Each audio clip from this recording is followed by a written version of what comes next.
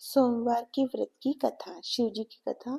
एक बहुत धनवान साहूकार था, जिसके घर धन आदि किसी प्रकार की कमी नहीं थी, परंतु उसको एक दुख था कि उसके कोई पुत्र नहीं था। वह इसी चिंता में रात दिन रहता था। वह पुत्र की कामना के लिए प्रति सोमवार को शिव जी का व्रत और पूजन किया करता था तथा सायंकाल को शिव मंदिर में जाकर शिव जी के शिव विग्रह के सामने दीपक जलाया करता था। उसके इस भक्ति भाव को देखकर एक समय श्री पार्वती जी ने शिवजी महाराज से कहा, महाराज, यह साहूकार आपका अनन्य भक्त है और सदैव आपका व्रत और पूजन बड़ी श्रद्धा से करता है। इसकी मनोकामना पूर्ण करनी चाहिए। शिवजी ने कहा, हे पार्वती, यह संसार कर्म क्षेत्र है। जैसे किसान खेत में जैसा बीज बोता है वैसा ही फल काटता है, उसी तरह इस संसार में जो जैसा कर्म करते हैं वैसा फल भोगते हैं। पार्वती जी ने अत्यंत आग्रह से कहा, महाराज, जब यह आपका अनन्य भक्त है और इसको अगर किसी प्रकार का दुख है तो उसको अवश्य दूर करना चाहिए, क्योंकि आप सदैव अपने भक्तों पर दयालु होते हैं और उनके दुखों को दूर करते हैं। यदि आप ऐसा नहीं करेंगे तो मनुष्य आपकी सेवा और व्रत क्यों करेंगे? पार्वती जी का आग्रह देख शिवजी महाराज कहने लगे, हे पार्वती जी, इसके कोई पुत्र नहीं है। इसी चिंता में यह अधिक दुखी रहता है।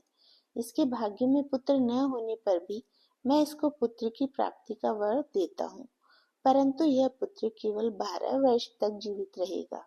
इसके पश्चात वह मृत्यु को प्राप्त हो जाएगा। इससे अधिक मैं और कुछ इसके लिए नहीं कर सकता। यह सब बातें साहूकार सुन रहा था। इससे उसको न कुछ प्रसन्नता हुई और न ही कुछ दुख हुआ। वह पहले जैसा ही शिवजी महाराज का व्रत और पूजन करता रहा। कुछ काल व्यतीत हो जाने पर साहूकार की स्त्री गर्भवती हुई और 10वें महीने उसके गर्भ से अति सुंदर पुत्र की प्राप्ति हुई। साहूकार के घर में बहुत खुशी मनाई गई, परंतु साहूकार ने उसकी केवल 12 वर्ष की आयु जान कोई अधिक प्रसन्नता प्रकट नहीं की और न ही किसी को भेद ही बताया। जब वह बालक 11 वर्ष का हो गया तो उस बालक की माता ने उसके पिता से विवाह आदि के लिए कहा, तो वह साहूकार कहने लगा, अभी मैं इसका विवाह नहीं करूंगा, अपने पुत्र को काशी जी पढ़ने के लिए भेजूंगा। फिर साहूकार ने अपने साले को बुलाकर उसको बहुत सा धन देकर कहा, तुम इस बालक को काशी जी पढ़ने के लिए ले जाओ और रास्ते में जिस स्थान पर भी जाओ यज्ञ करते और ब्राह्मणों को भोजन कराते जाओ। वे दोनों मामा भांजे यज्ञ करते और ब्राह्मणों को भोजन कराते जा रहे थे। उनके रास्ते में एक शहर पड़ा। उस शहर में राजा की कन्या का विवाह था और दूसरे राजा का लड़का जो विवाह कराने के लिए बारात लेकर आया था वह एक आंख का काना था। उसके पिता को इस बात की बड़ी चिंता थी कि कहीं वर को देख कन्या के माता पिता विवाह में किसी प्रकार की अड़चन पैदा ना कर दे। इस कारण जब उसने अति सुंदर सेठ के लड़के को देखा तो मन में विचार किया कि क्यों न दरवाजे के समय इस लड़के से वर का काम चलाया जाए। ऐसा विचार कर वर के पिता ने उस लड़के के मामा से बात की तो वे राजी हो गए। फिर उस लड़के को वर के कपड़े पहना तथा घोड़ी पर चढ़ा दरवाजे पर ले गए और सब कार्य प्रसन्नता से पूर्ण हो गए।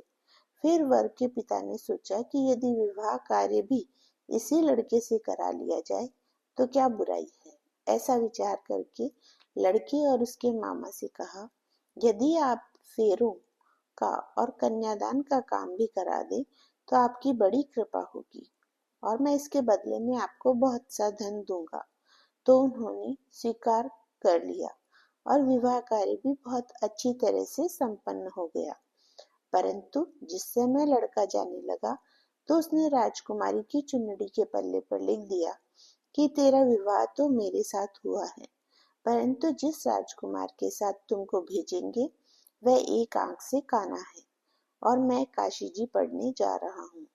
लड़के के जाने के पश्चात उस राजकुमारी ने जब अपनी चुनरी पर ऐसा लिखा हुआ पाया तो उसने राजकुमार के साथ जाने से मना कर दिया और कहा, यह मेरा पति नहीं है, मेरा विवाह इसके साथ नहीं हुआ है, वह तो काशी जी पढ़ने गए हैं।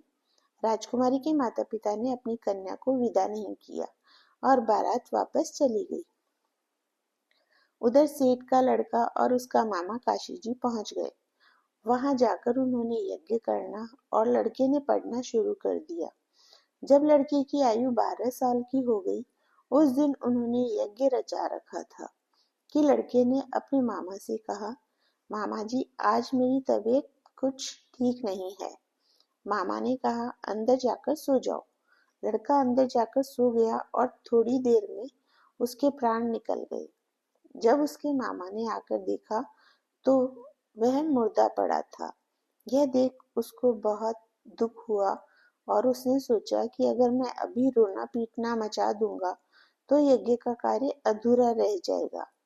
अतः उसने जल्दी से यज्ञ का कार्य समाप्त कर ब्राह्मणों के जाने के बाद रोना पीटना आरंभ कर दिया। संयोगवश उसी समय शिव पार्वती जी उधर से जा रहे थे। जब उन्होंने जोर जोर से रोने की आवाज सुनी तो पार्वती जी कहने लगी, महाराज कोई दुखिया रो रहा है, इसके कष्ट दूर कीजिए। जब शिव पार्वती जी ने पास जाकर देखा तो वहां एक लड़का मुर्दा पड़ा था। पार्वती जी कहने लगी, महाराज यह तो उसी सेठ का लड़का है जो आपके वरदान से हुआ था। शिव जी कहने लगे, हे पार्वती, इसकी आयु इतनी ही थी सो भोग चुका। तब पार्वती जी ने कहा, महाराज इस बालक को और आयु दो, नहीं तो इसके माता पिता तड़प तड़प कर मर जाएंगे। पार्वती जी के बार बार आग्रह करने पर शिवजी ने उसको जीवन वरदान दिया और शिवजी महाराज की कृपा से लड़का जीवित हो गया। शिव पार्वती जी कैलाश पर्वत पर चले गए। तब वह लड़का और मामा उसी प्रकार यज्ञ करते तथा ब्राह्मणों को भोजन कराकर अपने घर की ओर चल पड़े। रास्ते में उसी शहर में आए जहां उसका विवाह हुआ था। वहां आकर उन्होंने यज्ञ प्रारंभ कर दिया तो उस लड़के के ससुर ने उसको पहचान लिया और अपने महल में ले जाकर उसकी बड़ी खातिरदारी की। साथ ही बहुत सी दास दासियों सहित आदर पूर्वक लड़की और जवाई को विदा किया।